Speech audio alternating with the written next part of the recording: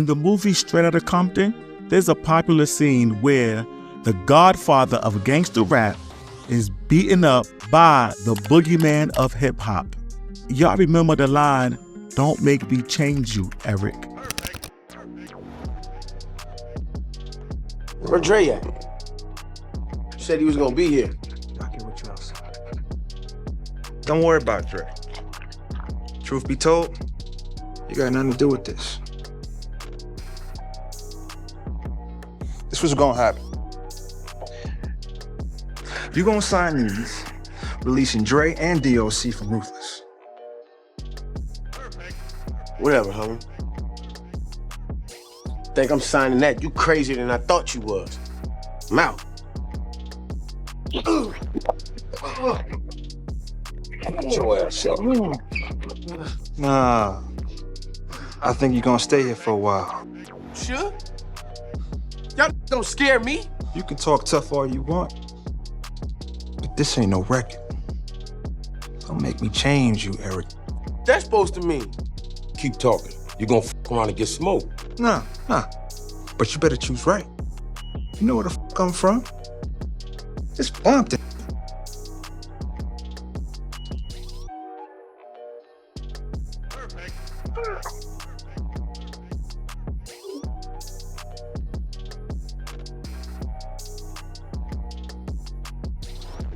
So, Suge and his homies beat up Eazy-E and forced him to sign Dr. Dre's release paper.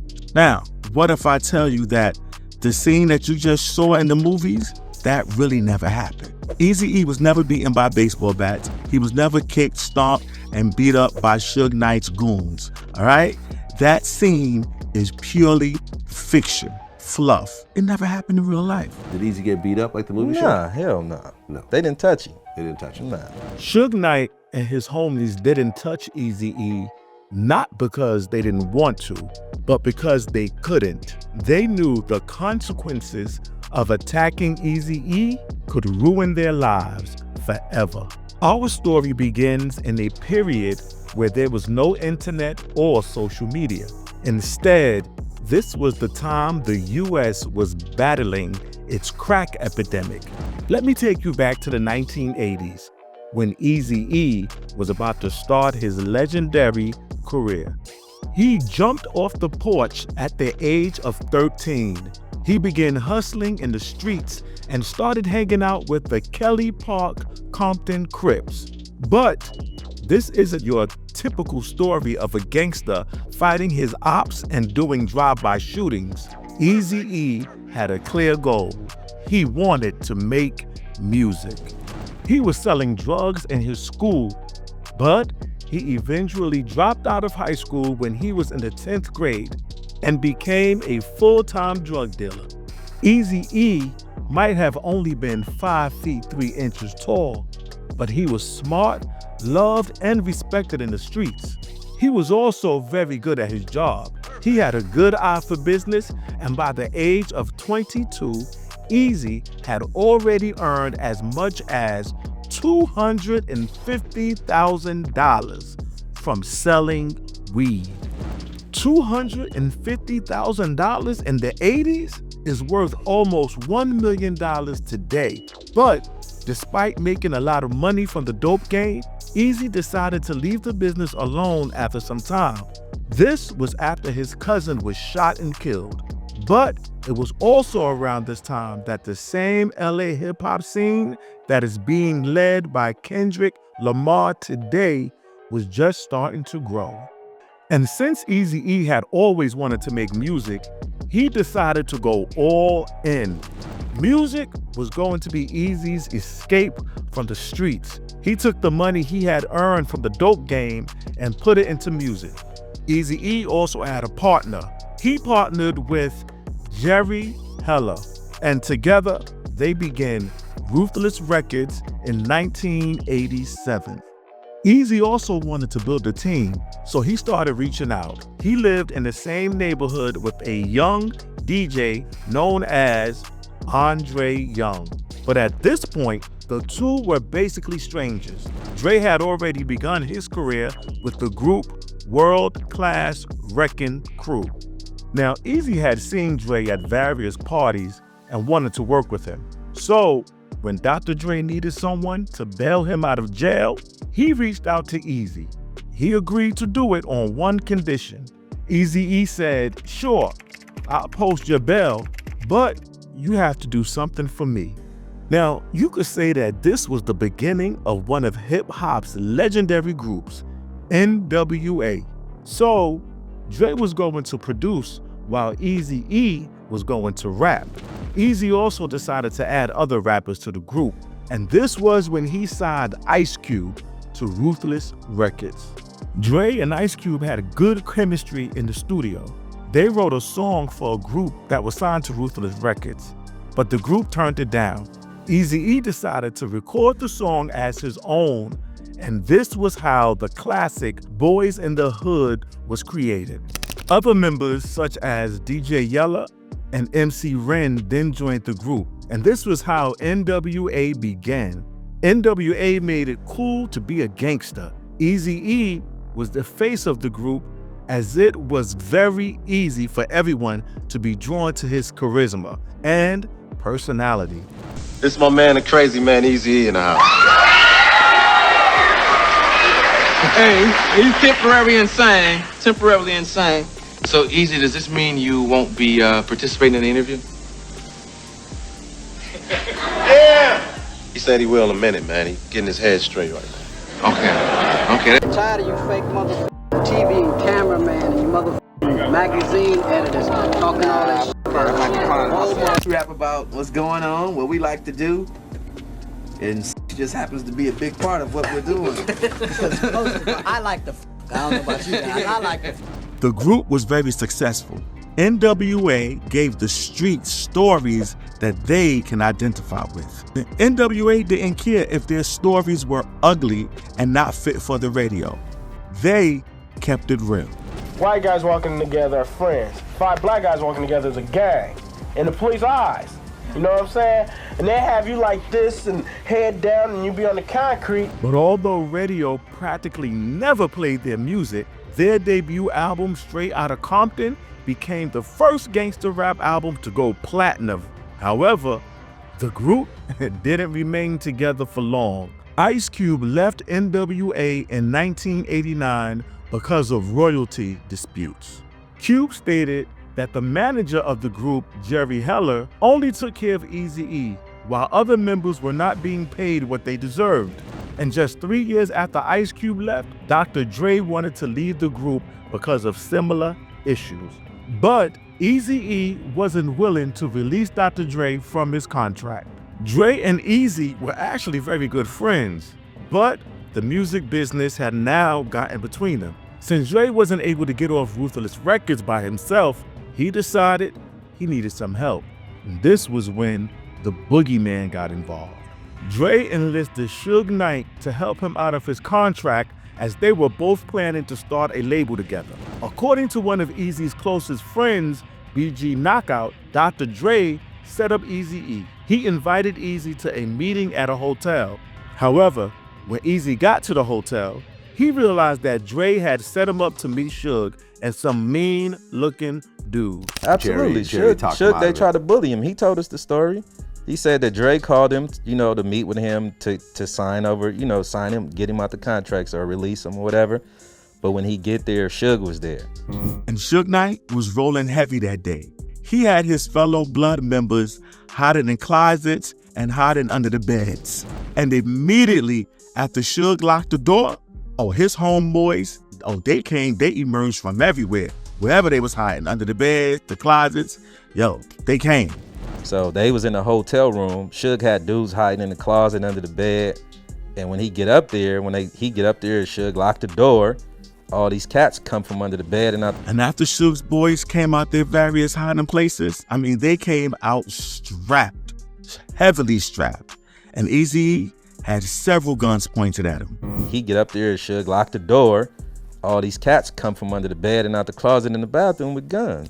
But fam, unlike what Straight Outta Compton showed and told you, Eazy-E was never touched or never beaten at all. Dre wasn't there. Oh, Dre wasn't there at all. Nah. Dre set it up though. Okay, so You know, because Dre, E didn't hate Dre. You know what I'm saying? As people try to portray, he didn't. They was friends once. Yeah, upon they a were time. really close friends at one point.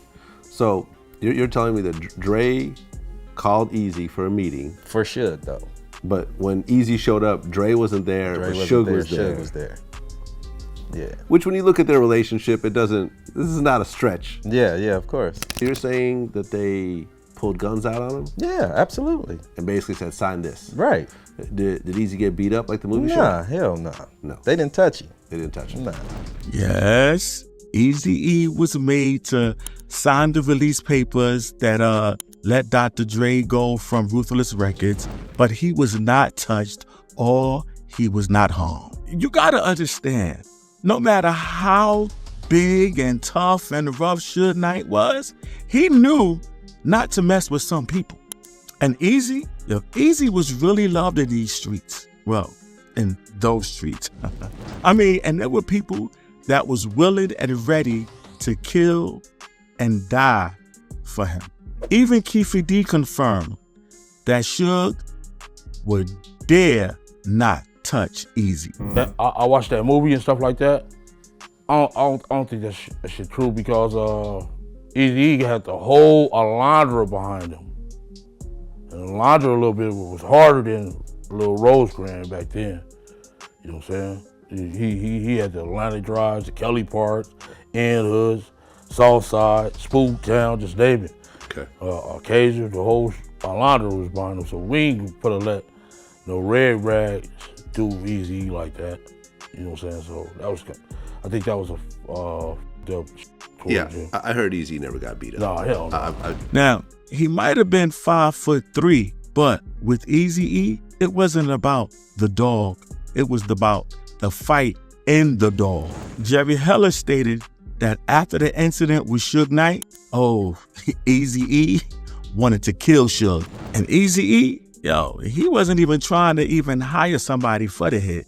He was ready, willing, and able to get his hands dirty himself. He wanted to handle business himself. But after a while, Heller later did said how he regretted not allowing Eazy-E to kill Suge. I said, we're the most successful startup record company in the history of the music business, and you want to kill this guy? I said, that just doesn't make any sense to me. And you know something? I should have let him kill him. Yeah. You know, I would have done the world a favor. He would have done it for sure, by himself. You know, he always rolled by himself, and he was fearless. But despite the fact that he signed the contract in that hotel room, Eazy-E still outsmarted Suge Knight. He was still the winner of this story. After signing the document, Eazy filed a lawsuit stating that he signed the papers under duress, and the contract was therefore rendered invalid. So he signed over the contract with a fake signature. With a fake signature. And then I'd heard right afterwards he basically filed paperwork that said that it was done under duress. Absolutely.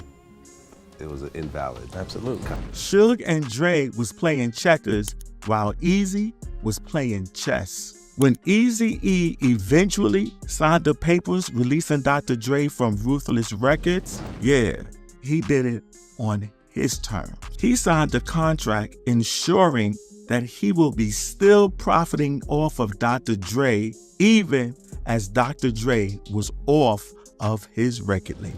Now, Eazy-E signed a contract to make sure that he would receive 20% of any profits made from Dr. Dre from his producing and rapping on any songs for the next 6 years. Absolutely. Kind of thing. And he ended up getting 20% of everything that they put out for the next 6 years, and they couldn't do nothing about it. Anything Dre produced or made over there, he got paid for it. So even though they was beefing and Dre was dissing him on tracks, Eazy-E was cashing the checks. Dr. Dre was dissing Eazy-E, but Eazy-E was counting them Benjamins. NWA is no more as far as I'm concerned, unless it's on death row. That's it. Now, what exactly, happened? Was it just personal differences with a certain member, or? Yeah, if you're not getting treated right in the place, you're not going to stay there, That's all that was. I guess they didn't respect my talent, you know? So now they're suffering the consequences. Eazy-E, you're dropping like a brick, boy. See ya. This is why Eazy-E stated that every Dre day is Eazy-E payday. Now, how did that work out? Basically, I had Dre signed as exclusive producer and exclusive artist. So when Dre tried to make his deal over at Interscope, you know, I was included for the next 6 years. So you can say all you want to say. Basically, you could diss me all you want, but I'm gonna get paid. 'Cause that's why I say Dre Day is only Eazy's payday. And that's real. Dre was very successful at Death Row Records, so you can imagine just how fat Eazy-E's account became in those 6 years. Unfortunately, Eazy-E eventually passed away from AIDS complications. And what makes this quite fascinating is that many people believe that Suge might actually be involved in Eazy-E's death. In this interview with Jimmy Kimmel, Suge Knight mentioned something he described as the Eazy-E thing. See, technology is so high, right? Right. So if you shoot somebody, you go to jail forever. So the kids, you don't want to go to jail forever, right? So they got this new thing out there. People sell them all the time. They got this stuff they get blood from somebody with AIDS, and then they shoot you with it. Oh, so well, that seems bad. That's a slow death. Yeah. An Eazy-E thing, you know what I mean? Yeah. Even DG Knockout stated that there is something suspicious about Eazy-E's death. So when you initially went to go see him, he was still talking and everything? Still talking. So what was that conversation like? It was just like, he was just like, man, he was scared, you know what I'm saying? As anybody would be, he was scared. And I think that, honestly, I think he knew it was something more. Like, to be truthful, I think he knew it was something more than him just popping up being sick. You know, although he couldn't really express it, you know what I'm saying? Like, I don't think he would say it in front of any and everybody, but I can kind of tell that he knew it was like, it was something more to it. That was very strange. You remember watching that? Yeah, of course. I just uploaded it on my Instagram not too long ago. Just the fact that he said that and where he could have got the information from, I have no clue, but that's how most of us feel, that's what really happened. You felt that Suge had something to do? I don't think Suge is in a position. I think he just was made privy to it by somebody in a high place. You know what I mean? Like whoever he dealt with, maybe, gave him the rundown, but. So what do you think? Do you think that somebody wanted Eazy-E dead? Let me know in the comments. Check you out next time.